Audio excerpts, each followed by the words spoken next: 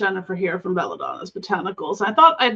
I got a wild hair at my bum to make this video tonight. So one of the things I wanted to talk about a little bit, I've had this on my to-do list for videos for a while, is the concept of free will, your bodily, your autonomy, and your bodily autonomy and your magical autonomy and stuff like that. So one of the things I saw this come up in a live chat that someone did the other day, and it was the person who was watching was asking, is it possible to control another person's emotions and physical being? The first thing I would have to ask in that is, what are your motivations in this? Because that kind of gave off some creepy, predatory abuser vibes. In the question, that was just how I kind of interpreted that. But this is a common thing that is part of, the magical practice, because we are in ways working with energy, manipulating energy, and sometimes that does bounce into the spectrum of free will. And some people have very strong will. I think I have pretty strong will when it comes down to it. I mean, you can cast all the love spells you want on me. I'm probably not going to fall in love with you. You can try to manipulate me in those ways through magic, and it's probably not going to work because my will is strong. And sometimes with those things, you have to look at the particular situation and what you're hoping to get out of it, or what your motivations are. Especially when you're really looking at bending the free will of other people. And that is something that is much more common when you're in the darker magic side of the spectrum and the left-hand path of occult practices. Although, pretty much anything can teeter into that. Now, one of the things you can kind of look at how I approach that versus, doing a straight up like controlling, domination, that kind of mind control kind of things, is what am I hoping to achieve and how many things do I have to take into account in doing this? And a lot of times people don't want to take no for an answer, and they're going to shop out the same thing and ask the same question to every single practitioner till someone, just goes, sure, I'll take your money and, whatever.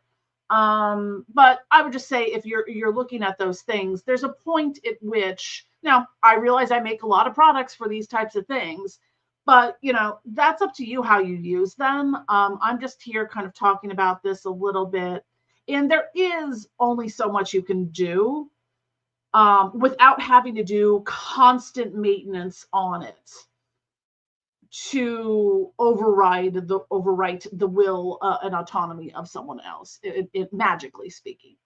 If you wanted to, just using, a random example, if you wanted to mind control me to, do your bidding, to like you, to fall in love with you, whatever, it might work a little bit, but it's going to kind of, like, after a while, you'll start questioning, that person might start questioning things like, why, wait, what? And it's going to keep taking some kind of maintenance work on your part to keep that up. Like, I'm going to use a pop culture example here. If you watch Supernatural, I love Supernatural, have for a very long time. It's one of my favorite shows. But there's an episode in which one of the minor characters who's in love with Sam Winchester works with a Wiccan who's actually a demon, which I find hilarious. But anyways, to, kind of, the Wiccan has the serum, and she has to keep giving it to Sam so that he falls in love with her and they get married, and, yakety schmackety. Sorry if there's spoilers. Show was on for 15 years. It's been off the air since 2020, so forgive me. But, it does kind of frame the example there. It's like, okay, she gives him the elixir, the magical elixir to fall in love with her once and to be under her bidding. But then, every so often he starts to be like, hey, wait, what am I doing here? Why, huh? And then she has to give him more and more. And, then it's kind of revealed, the storyline that this is a demon, blah, blah, blah. And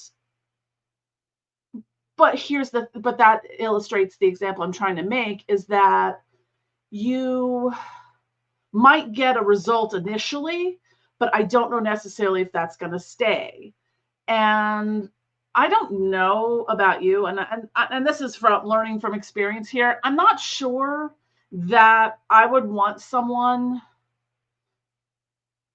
that would want to love spell someone in that way to fall in love with me, because they're not really in love with me. It's just the magic working. And that might be great for a while, but be careful what you wish for, because things do have consequences. Now, I'm not, one for, I don't, follow the, whatever's the Wiccan read, and, whatever you put out comes back to you threefold, whatever. We all have our beliefs in that sort of thing, but things do have consequences to them. You could put a love obsession spell on someone hoping they fall in love with you and everything's honky-dory, and you might end up with a crazy stalker. These are the consequences you have to consider when you're really trying to bend the free will of another person. So trudge carefully on that, because, think about it. Would you want your free will overridden for any number of reasons? Would you want to be mind controlled? Just because you can do something doesn't mean that you should.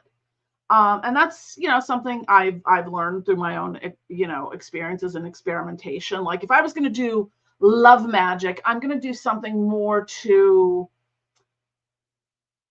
enhance the energy of a situation or a relationship or something like that. I'm not going to put a mind control thing on someone to make them fall in love with me, because they're not really in love with me. It's the magic, and I don't want that. So there are ways to navigate these things towards the goal. It just takes a little extra thought than, making someone your magical love slave, and whatnot, because the world's filled with a lot of creepy predators, and abusers. I personally don't want to give people an avenue to do that sort of thing. But I think in all these things, there's lessons to be learned. And I learned a lot through trial and error. And a lot of what I try to espouse on this channel is to talk about the things I've learned through trial and error and falling on my face a few times. So, so when it comes to that aspect of free will, you really have to take into consideration, some people have very strong will, and you can throw all the magic in the world at it that you want, and they're just like, or they may just, it just goes, just kind of flies out there and misses the target entirely. You can keep trying and trying and trying to bend the will of someone, and it might just not happen. And does that mean your magic failed? Not necessarily. You may have just taken the wrong approach to it. There's different ways you can achieve your goals without manipulating someone's free will to do your bidding for you, or to whatever your end goal is there. Now, to address the controlling someone's emotions and physical and whatever behaviors, physicality, things like that, that hits a danger zone to me. Like that, if someone came to me asking about that, I would put that in the red flag bin, either click delete and just not even address that, because I don't want to give that person any more ego stroking and whatnot, because they'll keep asking that same question until someone gives them the answer they want to hear. And you can give them all the reasons why this isn't going to work or why they shouldn't approach it in this way. They're still going to do it that way anyways. So at that point, it's best to just be like, and move on. I take issue with the I want to control this person's emotions. That, to me, as someone who has mental health issues and emotional issues stemming from complex PTSD and stuff like that, that really hits, especially with stuff that's related to abuse. That really just makes my skin prickly. And a couple experiences I've had in my life, like one of my ex-husbands a woman boss nonetheless, literally said to him one time after I was rather irate about something, she literally said to him, "You best learn how to get control of your woman." I thus forth stopped referring to her by her name and called her a word that starts with C. Well, let's see. I called her a see ya next Tuesday, if you know what I mean. Anywho, that kind of thing. So some of that controlling aspect is something that is inherent and left over in very fundamentalist religious aspects, that where, okay, you want to control, putting a person's autonomy, your control onto other people's bodily autonomy, to define it, to control their emotions, to control who they are as a person.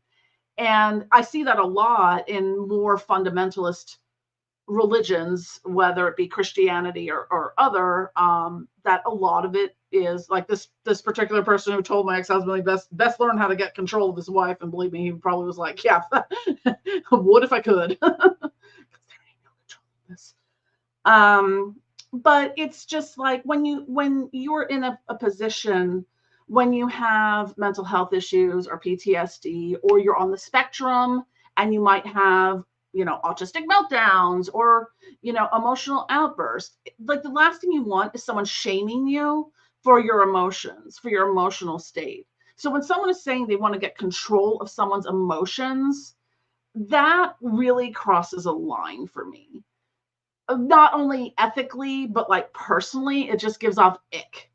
Really, really ick. Because chances are that person who wants to control emotions, not doing it for that person's benefit or the greater good. Yeah. So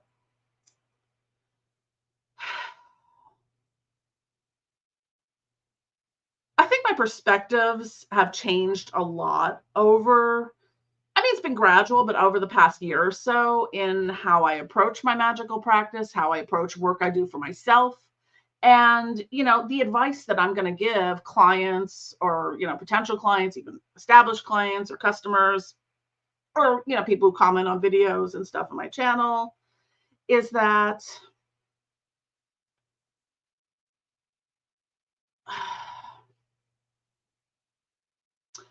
put yourself in that other shoe. When you want your free will manipulated through magic for whatever reason, now there's little things that probably are not going to be that big of a deal. Whether, okay, you're looking to get a job, and you maybe do some glamour magic to influence, to make yourself look like the ideal candidate for that position to the people who are hiring you. That's not, there's some gray area here. And that, I think, to me, would be acceptable. Now, mind controlling, your boss to give you a raise when you are the literal worst employee ever and there's no reason they should, different thing. Or mind controlling your girlfriend to, keep her emotions in check because, it's inappropriate, or whatever. So I find part of this is sometimes in the darker magic, left-hand path aspects of the occult, is there's no rules, so we'll just, do whatever the heck we want. And sure, you can, no one's stopping you. I'm just not saying that I'm just saying that that's probably not the best approach to achieving your goals. Because I see people out there, not naming any names, that are, everything they do is somehow curse related, when it doesn't really need to be. You don't need to add retaliatory curses to a protection spell, unless someone is, really targeting you or whatever. But I necessarily wouldn't. I've only done it in very specific cases, because you'll get more when you work towards manifesting your goals than by cursing your way to the bottom of the barrel and thinking you're on the top of the world, because you probably aren't. But yeah, so this is just something to think about. Think about your free will and your autonomy. And when you're going forth to do any spell work, especially if it's teetering even a little bit into that area of overriding someone's free will. I want this person to fall in love with me. Okay, well, chances are that's not going to happen. Or if it does, it's probably doomed to fail at that point in time. Now, you could do something like, I want to meet my soulmate. I want my soulmate to come into life, calling to the universe to bring love into your life. And that may happen in very unexpected ways. You may want to get that ex back. That, because I've been there, done that, wanted that ex back. And I kind of, once I took a step back from that, and I was kind of like, but why? Why would I want that back? So sometimes it's best to move on, and you really need to acknowledge the fact that they're probably an ex for a reason. And yes, people do get back together and whatnot and live happily ever after, but I don't know that that's necessarily what the statistics are on that. But in my life, no, I usually don't. I've only allowed that like once, and yeah, will not do again. But I'm just here thinking, I'm like, I look at a lot of what other magicians, practitioners of the occult do, and a lot of it is, there's so many unrealistic expectations that are placed upon things. I'm like, sorry, this is not Sabrina, it's not Buffy, it's not Supernatural, it's not any of the pop cultural things of wave your wand and instant results. These things take a lot of work, and at some point in time, if you keep throwing the same energy at the same thing for months on end and there's no movement, it's probably the universe's way of telling you, like, hey, move on. That this probably isn't going to work. And be willing to accept no for an answer, that this can't work. It's not a failing of you as a magical practitioner.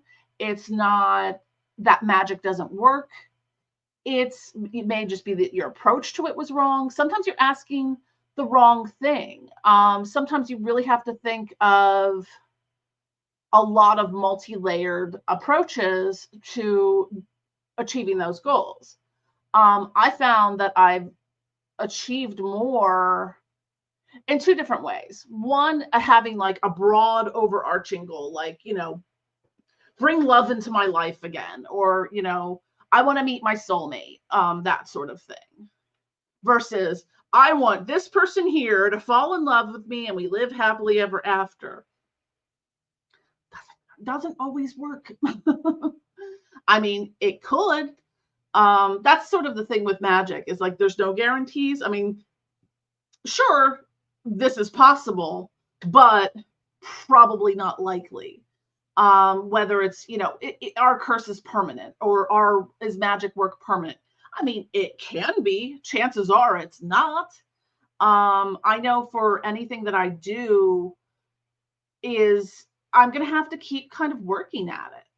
And whether that's money magic, whether that's protection magic, whether that's, just even, love or self-love, or just working with spirits, it's just an ongoing process that you're never really going to once and done. And I mean, occasionally that's happened, but more often than not, when you're doing these things, you're going to be doing them in, maybe not all the time, like every single day, but you might revisit it. I do a lot with manifesting my goals right now. So how, when that happens, and there's not a time limit on it, like, and sometimes you have to, if it's crossing sort of the mundane world aspect of it, you're going to have mundane world hiccups on things. So like, one of the things that I had, I just moved almost 2 months ago.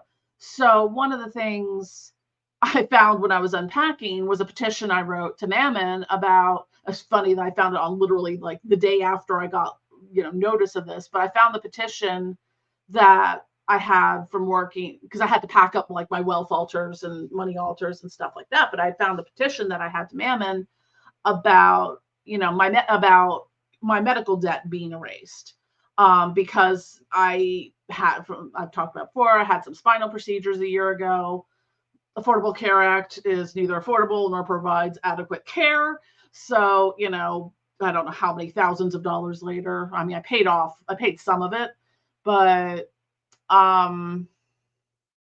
so probably $6,000-7,000 later in medical bills. One of the things, and this was sort of a multi, aspect working. I think in the video I did about Abaddon, we help those who help themselves. So I just happened to notice, like, I get the medical bill in the mail. I look at it, I'm groaning, like, oh, more money again, blah, blah, blah. And then I just happened to glance to the side of that, or maybe the other side of it, where it says, need financial assistance, blah, blah, blah, blah, blah. Apply here. And I did all the stuff to, apply for financial assistance for this, not knowing whether I would get some, all, little, none, whatever. So, I got that paperwork in before I moved, probably sometime in August, if I had to get July or August. And I knew the turnaround time on it was about 60 business days before I would know a result. Well, I got here, and this was a few weeks ago already, but I got notice that, that medical debt was 100% covered and written off. So yay. I just happened to find that petition to Mammon the day after I got that letter in the mail that said, hey, this medical debt is fully written off. So it took some time. It wasn't necessarily me doing a lot of ongoing work. I did the work for it, and I kind of just had to wait for the mundane world to get everything together. So there's no timetable in which things are going to work or not work. Sometimes you just have to retool how you approach these things. And if you're trying something and it's not working, it's time to reevaluate it and move on. And again, going back to the free will and autonomy thing, I feel like changing the energy of something is a better way to go than trying to manipulate and control a person to bend their will to whatever it is that you want. Now, if you have the person's permission, like if you're working with, because I'm a Reiki healer, so if someone wants to work with me, if they're open to receiving Reiki healing to help them with, some aspect of their life, they're giving permission for that. So it's not that I am forcing sneaky Reiki on someone without them knowing. And you can use something like Reiki to kind of change the energy around a situation, around how you see it or view it. And it's not manipulative in a detrimental way. If someone's feeling sick, yeah, you can send Reiki in a way like, I'm trying to think how to describe it. Like, it's best to have permission, but if you don't, like, if this person is open and accepting to receiving this Reiki energy, on behalf of, their higher self or whatever, I'll send this healing or whatever, their way. If they want it, great. If not, also fine. It won't harm them or do anything otherwise. If they're open to receiving it, great. Now, maybe this doesn't make me, some badass black magician, left-hand path, whatever, but I don't want to be those people. Like, I love working with dark magic. I love demonolatry. I love working with the demonic divine and the dark goddesses. But the working with dark magic doesn't necessarily mean that you're constantly either throwing curses at everyone and anyone because it's a day ending in Y, and or overriding everyone's free will and autonomy to get your goals done. Because I can tell you, looking at those people, yeah, some of those people, their cursing prowess is like, ooh, yeah.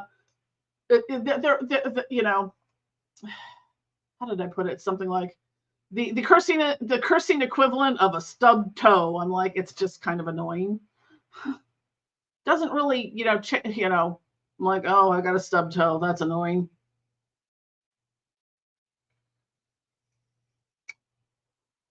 But anyways, I babbled on this long enough. Thanks for watching. I'm going to drop links below. Don't forget to subscribe to our newsletter and follow us on social media. The YouTube algorithm is borked right now, so my subscribers keep going up and the views keep going down, which makes absolutely no sense because you think they'd want to get their ad revenue.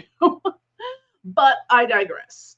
So people aren't getting notifications even if they click subscribe or notify me. I do try to do the premieres for videos just in hopes that maybe that procs a notification for those who've subscribed to my channel. So it doesn't seem to, but anyways, I love you all. Thanks for watching, and I will see you again soon. Bye.